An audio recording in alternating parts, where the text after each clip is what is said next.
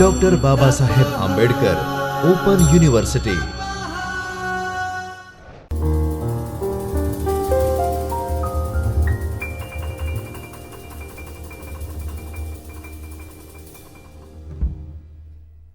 નમસ્કાર મિત્રો, doctor Baba Saheb Ambedkar open યુનિવર્સિટીના department of library and information સાયન્સમાંથી હું નિશા આપ સૌનું હાર્દિક સ્વાગત કરું છું. મિત્રો, MLI 102 એટલે કે ગ્રંથાલયનું વ્યવસ્થાપન, જેમાં યુનિટ નંબર 1 એટલે કે વ્યવસ્થાપનની સંકલ્પના અને જૂથો એટલે કે સ્કૂલ્સ વિશે આપણે પહેલાં પણ અભ્યાસ કર્યો, પરંતુ ત્યારે ફક્ત આપણે કવર કર્યું હતું ક્લાસિકલ સ્કૂલ્સ. હવે આપણે ન્યૂ ક્લાસિકલ સ્કૂલ્સ તેમજ મોડર્ન સ્કૂલ્સ વિશે અભ્યાસ કરશું. એના પહેલાં ઝડપથી આપણે થોડુંક રિવિઝન કરી લઈએ અને પછી આગળ વધીએ. તો વ્યવસ્થાપનની સંકલ્પના, કોન્સેપ્ટ ઓફ મેનેજમેન્ટ. વ્યવસ્થાપન એટલે આયોજનનું ગઠન, સ્ટાફ, નેતૃત્વ, નિયંત્રણના કાર્યો દ્વારા સંસ્થાકીય હેતુઓ નક્કી કરવા, તેને સમજવા અને પ્રાપ્ત કરવા માટે લોકો સાથે કાર્ય કરવાની પદ્ધતિ છે. વ્યવસ્થાપન એ નિર્ણય કરવા, સમસ્યાનું નિરાકરણ કરવા અને કાર્યનું આયોજન કરવું, જેથી પ્રક્રિયાઓનો આ બધી જ પ્રક્રિયાઓનો તે સમૂહ છે. વ્યવસ્થાપન સ્ત્રોતની જેવી કે માનવ, નાણાં, ચીજવસ્તુઓ અને સમયની જરૂરિયાત ધરાવે છે. વ્યવસ્થાપનના સિદ્ધાંતોનું વર્ગીકરણ જોઈએ તો વ્યવસ્થાપન સિદ્ધાંતોના કૃત્ય મુજબ તેના 6 સમૂહમાં વર્ગીકૃત કર્યું છે, જેમાં પહેલું છે વ્યવસ્થાપન પ્રક્રિયા જૂથ, બીજું છે પ્રાયોગિક જૂથ, ત્રીજું છે માનવ વર્તણૂક જૂથ, ચોથું સામાજિક સંયોજન જૂથ, પાંચમું છે નિર્ણય સિદ્ધાંત જૂથ અને છઠ્ઠું ગાણિતિક જૂથ છે. પરંતુ મેનેજમેન્ટ ઓફ ઓર્ગેનાઇઝેશન નામના પુસ્તકમાં હર્બર્ટ હિક્સે ઇયાન્સ પોતે જે છે તેમના દ્વારા એક બુક લખી અને તેમાં તેમણે 11 પદ્ધતિઓનો ઉલ્લેખ કર્યો. વધુમાં હિટ્સે અગાઉના ખ્યાલોથી અલગ એવા 3 જૂથમાં વ્યવસ્થાપન વર્ગીકરણને સિદ્ધાંતોને વર્ગીકૃત કર્યા, જેમાં તેમણે 3 સિદ્ધાંત જૂથ કયા, 3 સ્કૂલો કઈ, તો કે છે પહેલું છે પ્રશિષ્ટ વ્યવસ્થાપન સિદ્ધાંત એટલે કે ક્લાસિકલ મેનેજમેન્ટ પ્રિન્સિપલ, બીજું છે નવ્ય પ્રશિષ્ટ વ્યવસ્થાપન સિદ્ધાંત એટલે કે નિયો ક્લાસિકલ મેનેજમેન્ટ થિયરી, અને ત્રીજું આપ્યું મોડર્ન વ્યવસ્થાપન સિદ્ધાંત એટલે કે આધુનિક વ્યવસ્થાપનનો સિદ્ધાંત તેમને આપ્યો. હવે પ્રશિષ્ટ વ્યવસ્થાપન 1880 થી 1920 ક્લાસિકલ મેનેજમેન્ટ થિયરી આપી, જેને 2-3 જૂથમાં તેમને જૂથનો પ્રાથમિક ફાળો એ વ્યવસ્થામાં વિજ્ઞાનનો ઉપયોગ, મૂળભૂત વ્યવસ્થાપન કાર્યોનો વિકાસ અને વ્યવસ્થાપનની વિશિષ્ટ નિયમોનું ગઠન અને ઉપયોગ એ છે.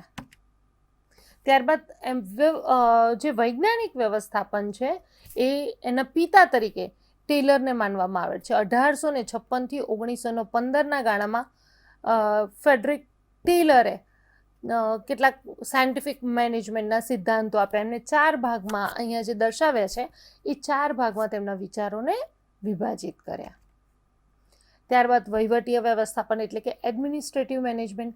આ બધા જ મેનેજમેન્ટ ક્લાસિકલ સ્કૂલની અંદર આવે છે.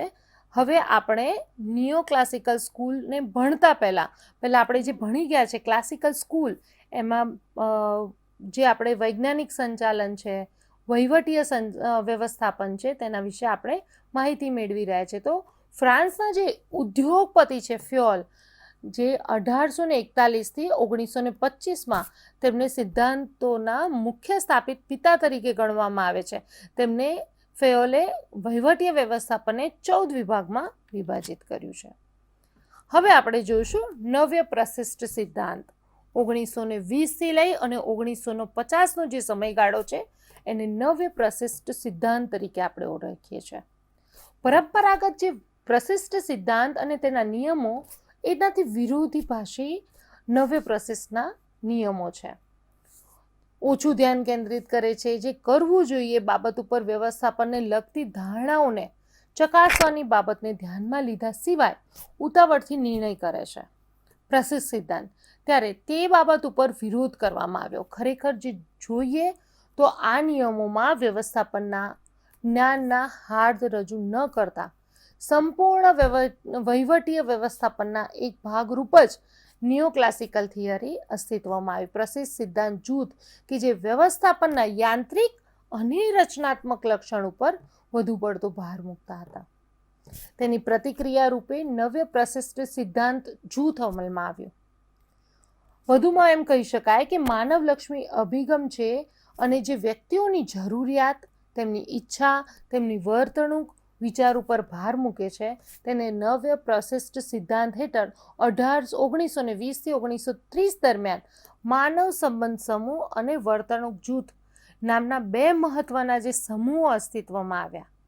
અને નવ્ય પ્રશિષ્ટ સિદ્ધાંત પહેલાંના જ સમયથી કે જેમનો ઉલ્લેખ કરવામાં આવે છે તેવા બે વ્યક્તિઓ કે રોબર્ટ એન્ક ઉરે યંગ અને વેલ્સન ફેક્ટરીના જે માલિક હતા, તેમણે સૌ પ્રથમવાર 1800માં કર્મચારીઓની માનવની જરૂરિયાત ઉપર ભાર મૂક્યો. એન્ડ્રુ આઈકે તેમને 1835માં એક પુસ્તક પ્રકાશિત કર્યું. એ પુસ્તકનું નામ છે ફિલોસોફી ઓફ મેન્યુફેક્ચરમાં. તેમણે માનવ પરિબળોને પણ સાંકળી લીધા. હવે 1940 તથા 1950ની માનવ સંબંધિત ચળવળો રહી અને ધંધાકીય સંસ્થાઓને જ્ઞાન વિશેની ઘણી ખાઈઓ પૂરી દીધી હતી. તેમ છતાં ચળવળે વ્યવસ્થાપનના સિદ્ધાંત અંગેની ઘણી અધૂરી બાબતોને પૂર્ણ કરવાની, અથવા તો એમ કહી શકાય કે વ્યવસ્થાપનના નવા અને સચોટ સિદ્ધાંતના સર્જન કરવાની બાબત અધૂરી રાખી. અને આમ માનવ સંબંધ જૂથ એટલે કે હ્યુમન રિલેશન સ્કૂલ અસ્તિત્વમાં આવી. એલ્ટન માયોએ માનવ સંબંધ ચળવળ કે જે પાછળથી સંસ્થાકીય વર્તણૂક તરીકે પણ આપણે ઓળખીએ છીએ તેના પિતા ગણવામાં આવે છે. હવે આ જૂથ અન્ય બે સહસંશોધક કે જે આપણે H.F.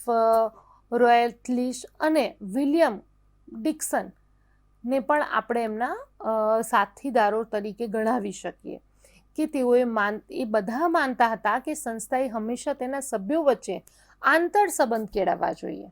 અને વ્યવસ્થાપનની ભૂમિકા એ છે કે જે સંસ્થાકીય હેતુઓ સિદ્ધ થઈ શકે તે માટે જ્યાં સુધી શક્ય હોય ત્યાં સુધી સંબંધો સંઘર્ષોથી મુક્ત રહે. તેઓ માનતા હતા કે ધંધાકીય સંસ્થાઓના માનવ પટલ ઉપર એટલે કે માનવ સ્તર ઉપર મહદઅંશે અવગણવામાં આવ્યો હતો. એ બાબત પણ એમને અનુભવી કે વ્યવસ્થાપનની મુખ્ય બાબત એ માનસિક જરૂરિયાતોનો સંતોષ છે. માયો અને ડિક્સનની સાથે સાથે હોવથ્રોન શિકાગો વેસ્ટર્ન ઇલેક્ટ્રિક કંપનીના ઇલિનોઇસ પ્લાન્ટ ખાતે જ્યારે અભ્યાસ કર્યો ત્યારે તેઓએ એ પણ નોંધ્યું કે કારીગરો તેમના કાર્ય અને તેના પર્યાવરણ વિશેની વર્તણૂક અને પ્રતિક્રિયાનું મૂલ્યાંકન મહત્વની બાબત છે. તેમણે અસંખ્ય પ્રયોગોના આધારે કાર્ય કરવાની શરતો અને ઉત્પાદનોનો વચ્ચે સંબંધ સુનિશ્ચિત કર્યો. તેમના અભ્યાસમાં જૂથ બનાવ્યા કે જેમાં પ્રકાશ, આરામ, સમયગાળો અને કાર્ય કરવાના કલાકોમાં ફેરફાર કર્યો અને નિયંત્રણ જૂથ બનાવ્યા કે જેમાં કોઈ જ ફેરફાર ન કર્યો. તેમણે બે અભ્યાસ હાથ ધર્યા. એકમાં તેમણે કાર્ય સમય પર્યાવરણ વાતાવરણમાં ફેરફાર કર્યો, તેમના આરામના સમયમાં ફેરફાર કર્યો, અને બીજું જે ગ્રુપ હતું તેમાં કોઈ જ ફેરફાર ન કર્યો. ત્યારે માયો અને સહકર્મચારીના જે એમના સાથે કામ કરતા હતા ડિક્સન સર ને બધા, ત્યારે એક જૂથ જે છે એ પ્રબળ જૂથ, ઔપચારિક જૂથ અસ્તિત્વમાં આવ્યું અને આર્થિક પરિબળો પર કર્મચારીની કાર્યના સ્થળે વર્તણૂક ઉપર અસર કરે છે તે બાબત બહાર આવી. તેઓ વિશિષ્ટ સિદ્ધાંતોના તાર્કિક અને બંધારણીય અભિગમોમાં જે ત્રુટિ છે તે ધ્યાનમાં લાવ્યા અને તમામ કર્મચારીઓને આર્થિક અને તાર્કિક અભિગમથી જોવાની ભૂલો જે છે તે પણ ધ્યાનમાં લાવ્યા. હવે માનવ સંબંધ જૂથની જ્યારે વાત કરી રહ્યા છે, નિયો ક્લાસિકલ થિયરીની અંદર આપણે વાત કરી રહ્યા છીએ માનવ સંબંધ જૂથની, તો માનવ સંબંધ જૂથની જે પોઝિટિવિટી છે એ તો આપણે જોઈ, પરંતુ તેમાં પણ કેટલીક મર્યાદાઓ રહેલી છે. પ્રસિદ્ધ સિદ્ધાંતની વિરુદ્ધ દિશામાં આને ગણવામાં આવે છે નિયો ક્લાસિકલ થિયરીને. ક્લાસિકલને વિરોધ શબ્દમાં ગણવામાં આવે છે. તેઓ માત્ર માનવ પરિબળને જ મહત્વ સમજે છે અને અન્ય પરિબળોને અવગણે છે. પ્રત્યેક સંસ્થા હોય મિત્રો એ અલગ અલગ પ્રકારના મૂલ્યો અને સૂચિ ધરાવતી અસંખ્ય સામાજિક જે જૂથો હોય એની બનેલી હોય છે. હવે આ જૂથ એ કેટલાક ક્ષેત્રોમાં સહકાર આપે છે, જ્યારે કેટલાકમાં સ્પર્ધા અને સંઘર્ષ પણ પેદા કરતું હોય છે. તમામને સંતુષ્ટ રાખવા માટે, સંતુષ્ટ કરવા માટે સંસ્થા એક વિશાળ કુટુંબ બનાવવું કે વ્યવહારિક રીતે ખૂબ જ અસંભવ બાબત છે મિત્રો. હવે આ અભિગમ પણ ઉત્પાદનલક્ષી છે કે નહીં? ઉત્પાદનલક્ષીને બદલે કર્મચારીલક્ષી છે. હવે આ પદ્ધતિના તમામ પદ્ધતિઓમાં ઉપયોગ કરવો એ શક્ય નથી. દાખલા તરીકે જ્યારે નિર્ણયની ગોપનીયતાની વાત હોય ત્યારે જરૂરી હોય અને જ્યાં અગ્રિમતાને ધોરણે તત્કાલ નિર્ણય કરવાનો હોય ત્યારે આપણે આ અભિગમ જે છે તે કાર્યરત રહી શકતો નથી. આ અભિગમ દ્વારા નિરીક્ષક ઉપર અવાસ્તવિક માંગણીઓ લદાઈ જાય અને તે સત્તા માટે તેની ઈચ્છાઓને ત્યજવાની બાબત છે. હવે સંતુષ્ટ કર્મચારી એ વધુ ઉત્પાદક હોય છે અને કાર્યના સ્થળની પરિસ્થિતિ અને માનવ સંબંધોને સુધારાયેલી પરિસ્થિતિ એ વધુ કાર્યક્ષમતા આપે છે. તેવી ધારણાઓ હંમેશા સાચી હોતી નથી, પરંતુ વધુમાં જ્યારે આપણે વાત કરીએ તો માનવ વર્તણૂક વ્યવસ્થાપનની સંપૂર્ણ ક્ષેત્ર બની શકતું નથી, ક્યારેય ન બની શકે મિત્રો. માનવ સંબંધ ચળવળ એ વૈજ્ઞાનિક વ્યવસ્થાપનના ક્ષમતાના મુખ્ય ધ્યેયને સ્વીકાર્યો, પરંતુ તેની મોટી સંસ્થાઓને બદલે વ્યક્તિગત અને નાના જૂથ ઉપર જ ભાર મૂક્યો છે. વિશેષતા કર્મચારી અને તેમના ઉપર જે અધિકારીઓ છે એના અધિકારીઓ પર જે સંદેશા વ્યવહાર હોય, નેતૃત્વની વાત હોય કે આંતરવૈયક્તિક સંબંધો પર પણ જે માનવ સંબંધ જૂથ છે તે ભાર મૂક્યો છે. હવે ન્યૂ ક્લાસિકલ થિયરીમાં બીજું જૂથ છે, એટલે બીજી સ્કૂલ છે વર્તણૂક જૂથ, એટલે કે બિહેવિયર સ્કૂલ. તો હોવર્થનના પ્રયોગના સમયથી વર્તણૂક વિજ્ઞાનનો વ્યવસ્થાપનમાં ઉપયોગ કરવાની બાબતમાં રસ જાગૃત થયો અને હોવર્થને માનવ સંબંધ અભિગમ આધુનિક વર્તણૂકવાદમાં ઉત્ક્રાંતિ લાવવા માટેનો એક પહેલ કરી. હવે આધુનિક વર્તણૂકવાદ શબ્દ એ વ્યવસ્થાપનના વર્તણૂક જૂથના વર્તમાન ઉત્ક્રાંતિમાં લાવ્યો, એટલે કે બિહેવિયર સ્કૂલમાં ઉત્ક્રાંતિ આવી. જે માનસિક બાબતોની જે પ્રાથમિકતા આપે છે, પરંતુ લાગણીઓની જરૂરિયાત અને સંતોષ એ અન્ય પ્રાથમિક આર્થિક ધ્યેયો પ્રાપ્ત કરવા માટે પણ જરૂરી ગણે છે. હવે વર્તણૂક જૂથ હેઠળની ઘણી ચર્ચાઓ આધુનિક વ્યવસ્થાપનના સિદ્ધાંત સંસ્થાકીય માનવતાવાદ હેઠળ ધ્યાનમાં લઈ શકાય. મહત્વના વર્તણૂક વિજ્ઞાનો કે જેમણે વ્યવસ્થાપકીય અસરકારકતા પ્રાપ્ત કરવા અને સંસ્થામાં લોકોને વધુ અસરકારકતા રીતે ઉપયોગમાં લઈ શકાય તે માટે તકનીકી વિકસાવી છે. તેમાં Abraham મેસ્લોવ, મેકગ્રોગેટ, Chris એગ્રીસ, Frederick Herzberg, Levin અને બર્નાલ્ડ વગેરે જેવા વ્યક્તિઓએ પણ બિહેવિયર સ્કૂલ ઉપર કામ કર્યું.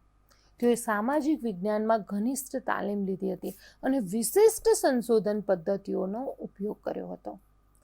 તેઓએ પ્રશિષ્ટ વ્યવસ્થાપનના સિદ્ધાંતને અત્યંત યાંત્રિક ગણ્યો હતો અને માનવ જરૂરિયાત પ્રત્યે પ્રતિભાવ ન આપનારો ગણ્યો હતો, પરંતુ વધુ પડતા વિશિષ્ટ કાર્યો, લોકોને અપૂરતો ઉપયોગ, નિર્ણયના કાર્યો, લોકોને અપૂરતો ઉપયોગ થાય અથવા તો નિર્ણય લેવામાં અસક્ષમ કર્મચારીઓ ઉપરનું વધુ પડતું નિયંત્રણ જે છે તે નીચલા કર્મચારીને પોતાની ઓળખ અને આત્મસંતોષ જે છે એ બાબતની અવગણના થાય છે અને વિરુદ્ધના વર્તણૂક જૂથ જે છે તે વધુ પરિવર્તનશીલ સંસ્થાકીય માળખું પસંદ થાય છે, જેમાં કર્મચારીઓને કાર્યક્ષમતા અને વલણને આધારે કામ નક્કી કરવામાં આવ્યું.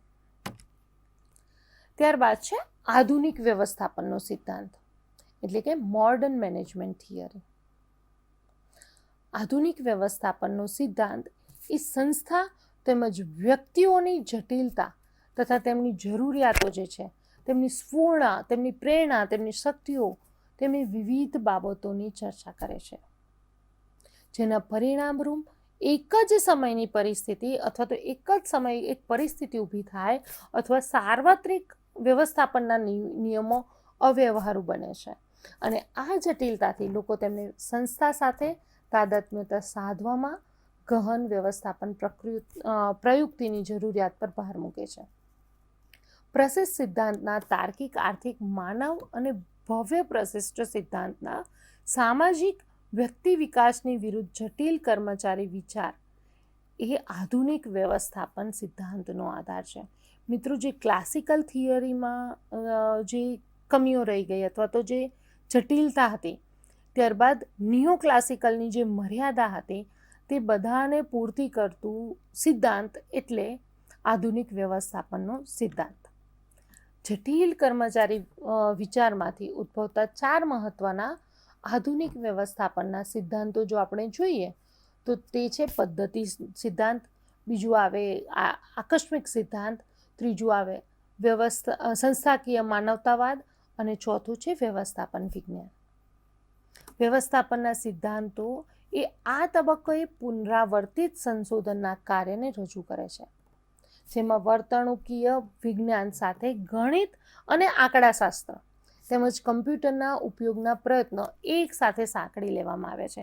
મિત્રો, 3 વસ્તુ ગણિત, આંકડાશાસ્ત્ર અને કમ્પ્યુટર, આ ત્રણેયને તેમાં સાંકળી લેવામાં આવે છે. કુદરતી રીતે ક્યારેક એવું બને કે ઘણા પુરાવર્તિત વર્તણૂક વૈજ્ઞાનિકો છે કે જેમના સંશોધકોના માનવ સંબંધના ક્ષેત્રો ઉપર ભાર મૂકે છે. એ સૈદ્ધાંતિક ઓપરેશન રિસર્ચ કહી શકાય કે જેમાં તજજ્ઞ આંકડાશાસ્ત્રીઓ, કમ્પ્યુટરના તજજ્ઞો હોઈ શકે, ગુણવત્તાવાળા સંશોધન હોઈ શકે અને નિર્ણય પદ્ધતિમાં રહેલા અન્ય સક્ષમ તજજ્ઞોથી બનેલી હોય છે.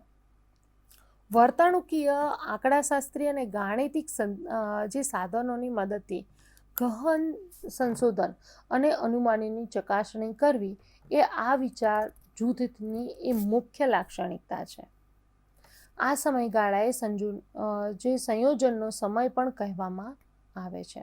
પ્રશિષ્ટ સિદ્ધાંત કે જેમાં ઇજનેરી એટલે કે એન્જિનિયરિંગ આધારિત સંખ્યાત્મક સિદ્ધાંત મુખ્યત્વે રહેલો હતો અને ઔદ્યોગિક મનોવિજ્ઞાન સહિત સામાજિક શાસ્ત્રીઓ અને વ્યવહારુ જે શાસ્ત્રીઓ છે કે જેમનું નવ્ય પ્રશિષ્ટ સિદ્ધાંત ઉપર પ્રભુત્વ રહેલું છે, કે જેઓ નિયો ક્લાસિકલ થિયરી ઉપર જેમણે પ્રભુત્વ આપ્યો છે, તે બંનેથી વિરુદ્ધ એટલે કે ક્લાસિકલ અને નિયો ક્લાસિકલ બંનેથી વિરુદ્ધ જે છે એ વ્યવસ્થાપન છે આધુનિક વ્યવસ્થાપનનો સિદ્ધાંત.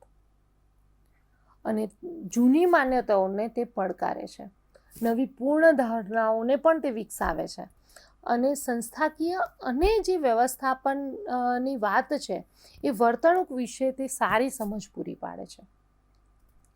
પુનરાવર્તિત ચળવળ એ 1956માં એડમિનિસ્ટ્રેટિવ સાયન્સ ક્વાર્ટરલીનો જે પ્રથમ અંક હતો, એડમિનિસ્ટ્રેટિવ ક્વાર્ટરલીનો પ્રથમ અંક હતો, તે પ્રથમ અંકમાં પ્રકાશિત થયેલા લીચફિલ્ડના અનુમાનોથી શરૂ થયો એમ માનવામાં આવે છે. તેમને પ્રશિષ્ટ સિદ્ધાંત દ્વારા વિકસાવવામાં આવેલા એજ્યુકેશનના જે તારણ હતા તેમના તર્કને પડકાર આપ્યો, પરંતુ તેમના તમામ સિદ્ધાંતોને દૂર ન કરી શક્યા. હવે વ્યવસ્થાપનના જ્ઞાન ક્ષેત્રો, બિનવાણિજ્યિક ક્ષેત્રો જેવા કે શિક્ષણ હોય, સરકાર અને સ્વાસ્થ્ય વગેરે તર્કબદ્ધ ઉપયોગમાં જે આધુનિક વ્યવસ્થાપન છે તેનો મહત્વનો ફાળો આપ્યો. હવે મોડર્ન મેનેજમેન્ટની સ્કૂલ છે તેની અંદર પદ્ધતિ, પ્રણાલી સિદ્ધાંત, સિસ્ટમ થિયરી જેને આપણે કહીએ છીએ તેના વિશે વાત કરીએ તો પ્રણાલી સિદ્ધાંત એ વ્યવસ્થાપન સમસ્યાઓને સંકલિત અને સંપૂર્ણ જે અભિગમ છે એનો માર્ગ અપનાવ્યો. એક સંપૂર્ણ તરીકે જોવાની વાત કરીએ કે બર્નાલ્ડ છે, હેમલ્સ છે કે પછી સાયમન જે છે કે એ બધા જ જે વૈજ્ઞાનિકો અથવા તો સિદ્ધાંતવાદીઓ હતા તેઓએ તેના પ્રણેતા ગણવામાં આવે છે. તેમણે 2 ભાગમાં ખ્યાલને વહેંચ્યો. હવે એ ખ્યાલ એ ખુલતી પ્રણાલી છે અને બીજો ભાગ એ સંસ્થામાં જ પરિવર્તનની અસર કરે છે. સંસ્થાનો એક ભાગમાં આવેલું પરિવર્તન અન્ય ભાગમાં પણ પરિવર્તન લાવે છે. માનો કે હું કોઈ લાઇબ્રેરી સાયન્સમાં કે લાઇબ્રેરીની અંદર કોઈક એક ક્લાસિફિકેશન સિસ્ટમ યુઝ કરતી હોઉં અને જો એમાં હું ચેન્જ લાવું છું તો મારી લાઇબ્રેરીમાં જે વ્યવસ્થા છે એમાં બીજા વિભાગોમાં પણ તે પરિવર્તન લાવે છે. હવે આ આંતર આધારિતતા એ વ્યવસ્થાપકના કાર્યને થોડીક જટિલ બનાવે છે. જેમ મેં પહેલાં ઉદાહરણ આપ્યું એમ જો હું એક સિસ્ટમ ચેન્જ કરું છું તો મારી બીજા વિભાગની સિસ્ટમ પણ ચેન્જ થાય છે, જેથી કાર્ય ખૂબ જ જટિલ બની જાય છે. હવે ખુલ્લી પ્રણાલીને સીમાઓને પ્રવેશ કરી શકાય અને એમાં અંદર ઘૂસી શકાય, એટલે અંદર આપણે પ્રવેશી શકાય તે માટે આપણે પરિવર્તનશીલ હોવું જ જોઈએ. પરંતુ વ્યવસ્થાપનનું કાર્ય એ સંસ્થાની પ્રણાલીમાં રહેલી અસંખ્ય પેટા પ્રણાલીઓ જે છે એની વચ્ચે સરહદ જોડવાની અથવા તો આપણે એવું કહી શકાય કે કડી જોડવાનું કામ કરે છે. લાઇબ્રેરીમાં એક્વિઝિશન સેક્શન હોય, કેટલોગિંગ હોય, ક્લાસિફિકેશન સિસ્ટમ હોય, એ બધા જ વિભાગોને જોડતી કડી, એટલે કે દરેક વિભાગ એકબીજા સાથે સંકળાયેલો હોય છે, આવું કાર્ય કરવાની પ્રણાલી હોય છે. હવે પ્રત્યેક પ્રણાલીને પોતાની માહિતીનો પ્રવાહ, વસ્તુ અને શક્તિ હોય છે. કોઈપણ પ્રણાલી જે છે એને ફીડબેક દ્વારા તેના પર્યાવરણની બદલાતી જતી શરતો ઉપર અનુકૂળ તેમજ સાનુકૂળતા આપણે લાવી શકીએ અને એ પ્રક્રિયા ઉપર આપણે નિયંત્રણ પણ મેળવી શકતા હોવા જોઈએ.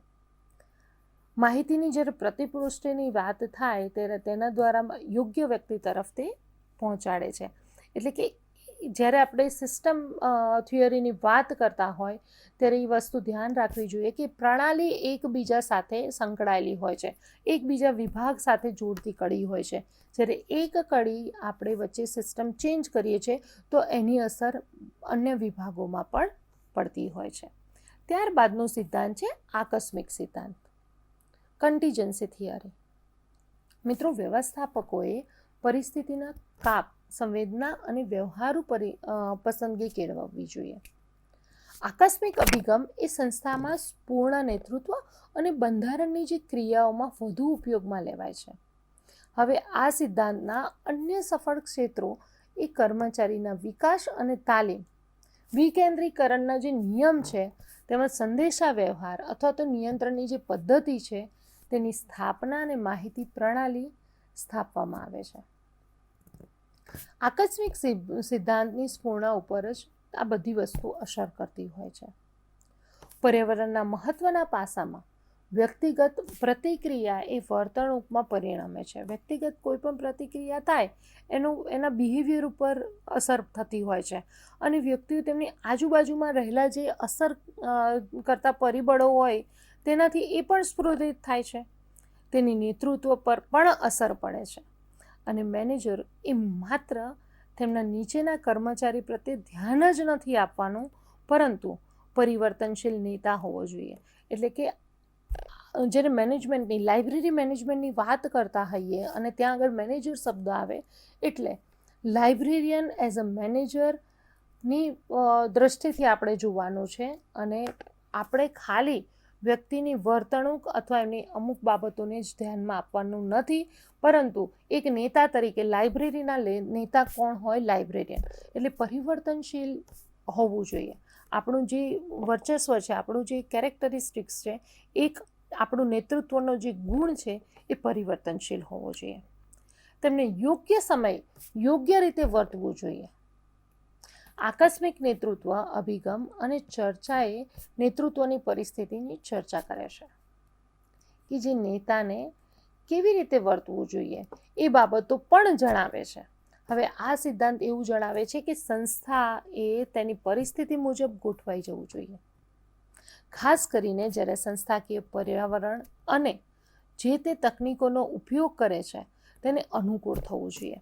માનો લાઇબ્રેરીમાં ઓટોમેશન સિસ્ટમનો ઉપયોગ થાય છે તો દરેક કર્મચારીએ દરેકે એને અનુકૂળ થવું જોઈએ. લાઇબ્રેરીમાં કામ કરતા જે ક્લાસ 3ના કર્મચારી હોય તેમને પણ તેનાથી અનુકૂળ થવું જોઈએ. એ પણ નોંધવામાં આવ્યું કે જેમને વધુ જટિલ અને પરિવર્તનશીલ પર્યાવરણ હોય છે તેટલું જ અનુકૂળ ધરાવતું બંધારણ હોવું જોઈએ. હવે ઉત્પાદક સંસ્થાની જેમ માત્ર અપરિવર્તનશીલ પર્યાવરણમાં જ સ્થાયી રહી શકાય નહીં. રિસર્ચ અને ડેવલપમેન્ટ સંસ્થાએ વધુ અસરકારક બનાવવા માટે વધુ પરિવર્તનશીલ માળખું શોધવું જોઈએ.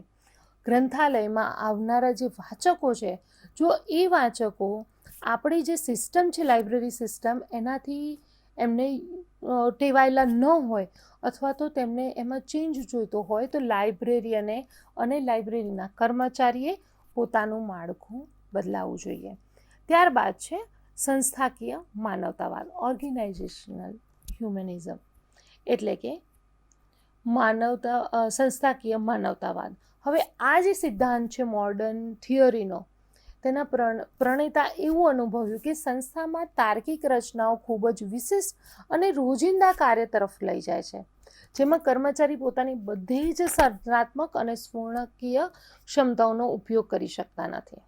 અને તેથી જ બિનજરૂરી નિયમો, જડ રીતે બનાવેલા કાર્ય અને અપરિવર્તનશીલ નિરીક્ષણ એ બને ત્યાં સુધી ટાળવા જોઈએ. ક્યારેક એવું બને કે લાઇબ્રેરીમાં નિયમ બનાવ્યો હોય કે 2 પુસ્તકો દરેક વિદ્યાર્થીને વાંચવા માટે આપવી, અથવા તો જે આસિસ્ટન્ટ પ્રોફેસર છે એમને 10 પુસ્તકો આપવી. પરંતુ જ્યારે કોઈ એવા કર્મચારી આવે, કોઈ એવા આસિસ્ટન્ટ પ્રોફેસર આવે કે તેમની પાસે 10 પુસ્તકો છે પરંતુ તેમને રિફર કરવા માટે વધુ પુસ્તકો જોઈએ છે, તો આ નિયમને જડતાથી પકડી રાખવો જોઈએ નહીં. એટલે માનવ સ્વભાવને આપણે સુસંગત બનવું પડે. હવે કર્મચારીની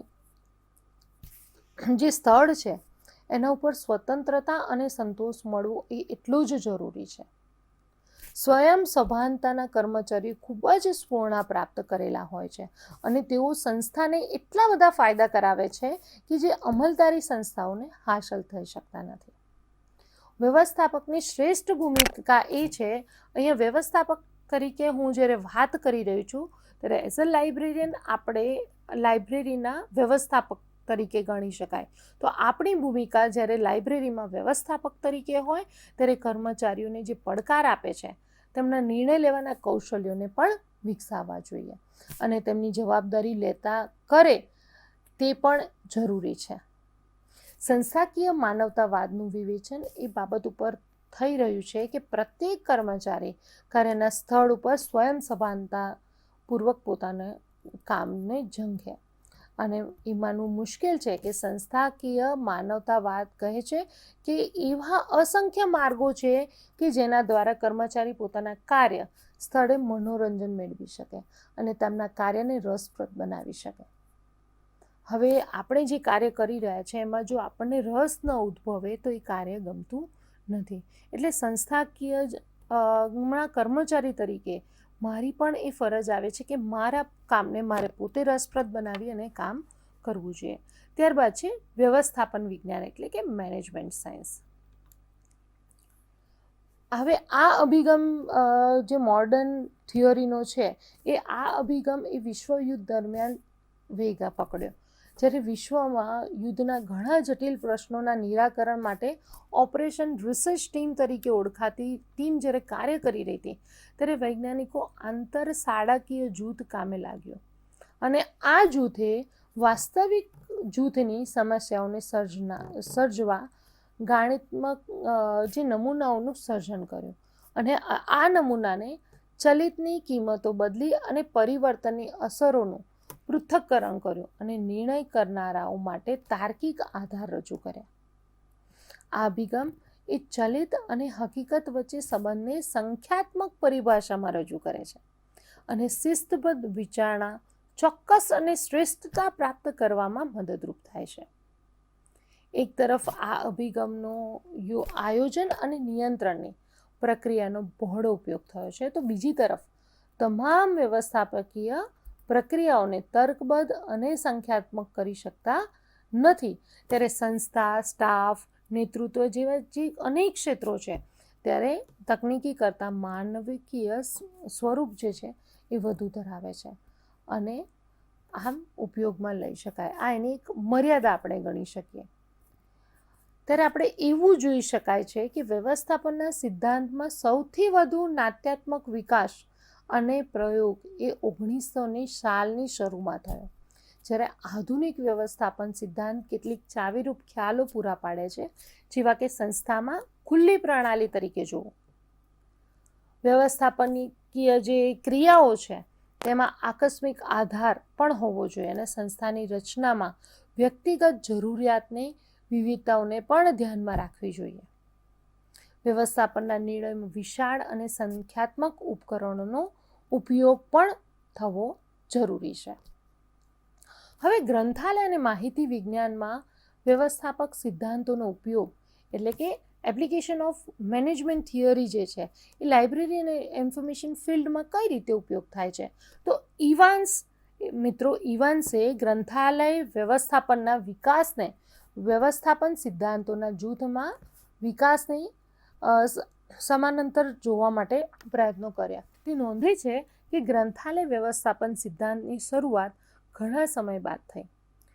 બીજા શબ્દોમાં આપણે એમ કહી શકાય કે 3 સમયગાળા નોંધે છે કે 1837 પૂર્વે એટલે કે વૈજ્ઞાનિક, 1837થી 1955 એટલે કે માનવ સંબંધ અને 1955 એટલે પ્રવર્તમાન સમયગાળો, એમ 3 તેમને નોંધી. હવે ગ્રંથાલય રૂઢિવાદ અભિગમ કરતાં પરંપરાગત રીતે ચાલતું એક સંસ્થા છે, તો ગ્રંથાલયમાં ખૂબ જ ઓછા સંગ્રહ હતા અને તે કરકસર કે ખર્ચ વિશે જ્યારે ઓછી સભાનતા ધરાવતા હતા ત્યારે થિયરીનો ઉપયોગ થયો, જેના પરિણામ સ્વરૂપ ગ્રંથાલય વ્યવસ્થાપનના ક્ષેત્રમાં ઓછું પરિવર્તન આવ્યું છે.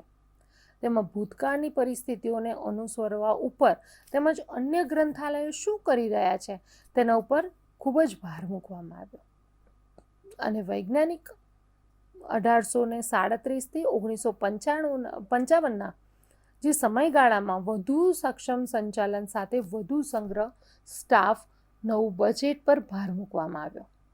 ત્યારબાદ ખર્ચ, નવું પંચ અને કિનારાથી તૈયાર કરેલા જે કાર્ડ હોય છે, નોડમાં કાર્ડ હોય છે, તે એના બદલે યાંત્રિકીકરણનો ઉપયોગ, તકનીકી સેવાઓ, ગ્રંથસૂચિ વગેરે સામાન્ય બની ગયા અને બીજા વિશ્વયુદ્ધ પછી વૈજ્ઞાનિક વ્યવસ્થાપન અને ઓપરેશન રિસર્ચ ટેકનિક્સના વિકાસવાના પ્રયત્નો થયા અને તેની અસર લાઇબ્રેરીમાં પણ જોવા મળી.